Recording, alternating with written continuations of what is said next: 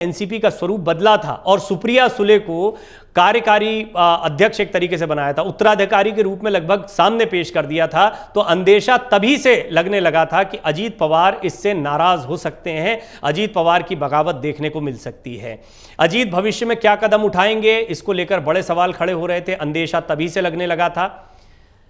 और अगर बात करें अब जो वर्तमान में अजीत पवार ने कदम उठाया तो उससे बहुत तय हो गया है कि वो शरद पवार की पार्टी को अपने साथ ले गए हैं। शरद पवार पर पलटवार जरूर करेंगे, ये पहले से ही तय था। करीब 20 दिन के बाद उन्होंने जवाब भी दे दिया। 10 जून की तारीख थी जिस तक शरद ने ऐलान किया था कि सुप्रिया सुले एनसीपी की कार्यकारी अध्यक्ष होंगी, और अब 2 जुलाई 2023 को अजीत पवार की बगावत से पूरी पार्टी टूट गई है।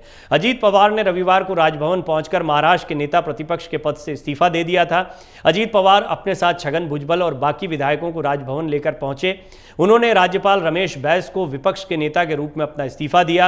अजीत पवार अब बीजेपी के साथ आ गए हैं और महाराष्ट्र के एकनाथ शिंदे सरकार में उप मुख्यमंत्री बन गए हैं।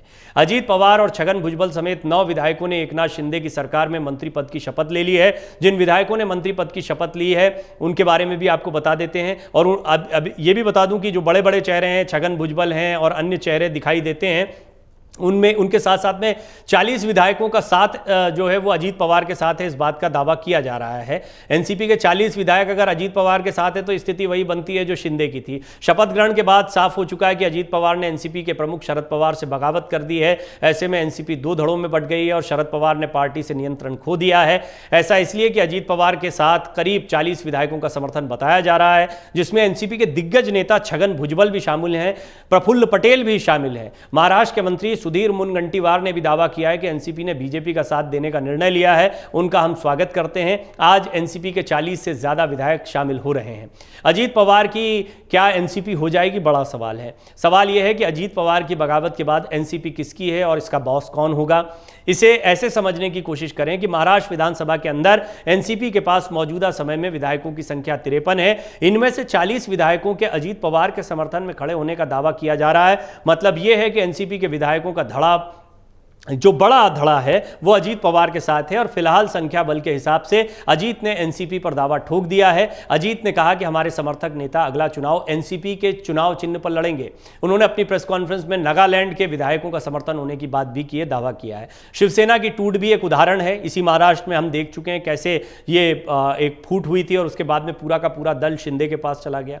अजीत के दावे के बाद शरद पवार को पार्टी गंवानी भी पड़ सकती है। महाराष्ट्र में कुछ दिनों पहले शिवसेना में हुई टूट से भी इसको समझा जा सकता है। अजीत पवार की तरह ही एकनाथ शिंदे ने उद्धव ठाकरे से बगावत की थी। शिंदे के साथ भी बड़ी संख्या में शिवसेना के विधायक थे, जिनकी संख्या उद्धव गुट के विधायकों से ज्यादा थी। मुख्यमंत्री बनने के बाद एकनाथ शिंदे ने संख्या बल के हिसाब से शिवसेना पर दावा ठोका था। अदालत और चुनाव आयोग का फैसला बाद में एकनाथ शिंदे के पक्ष में ही आया था और तीर कमान वाली शिवसेना शिंदे को ही मिली थी। इसी तरह अजीत के साथ एनसीपी के विधायकों की संख्या ज्यादा दिखाई दे रही है और पार्टी पर उनका कब्जा हो सकता है। यानी संख्या बल के आधार पर अजीत पवार एनसीपी के असली बॉस दिखाई पड़ रहे हैं। बहुत बड़ा सवाल यह खड़ा होता है कि अजीत पवार ने यह प्लान क्या बहुत पहले से बना रखा था। अजीत पवार ने विधायकों की इतनी बड़ी तादाद अपने साथ यूं ही नहीं जुटा ली है। दरअसल अजीत पवार ने बहुत सोची समझी रणनीति के साथ ये सब कुछ प्लान किया है। अमर उजाला अब आपके टीवी पर भी। अपने स्मार्ट टीवी पर यूट्यूब पर सर्च करें अमर उजाला, चैनल सब्सक्राइब करें और देखें ताजा खबरें, वो भी HD क्वालिटी में। और हाँ, बेल आइकन दबाना ना भूलें ताकि हर खबर हो आपके घर। अमर उजाला, निष्पक्ष, निर्भीक, निरंतर।